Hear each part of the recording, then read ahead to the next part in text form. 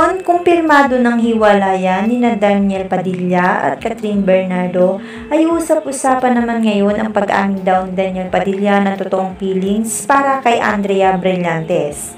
At mismo sa harap-harapan pa raw ni Catherine, inamin ni Daniel ang nararamdaman ito para kay Andrea Brillantes.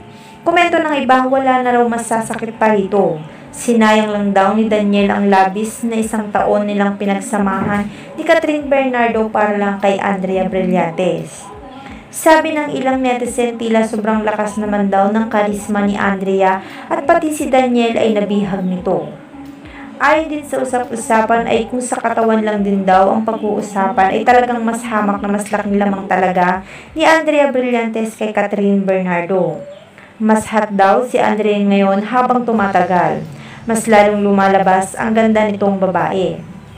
Marami namang fans ngayon ang awang-awa para kay Catherine dahil sigurado raw na doble ang sakit na nararamdaman nito ngayon. Dahil halos buong buhay at puso nito ay nakalaan na kay Daniel, ngunit nauwi lang daw pala sa paghihiwalay. Kung saan ay natatanong pa nga ang mga ito ng tungkol sa usaping pagpapakasal, ngunit nauwi lang din sa breakup. Sana raw ay maghilom agad ang puso ni Catherine at makita na nito ang lalaking magdadala sa kanya sa altar.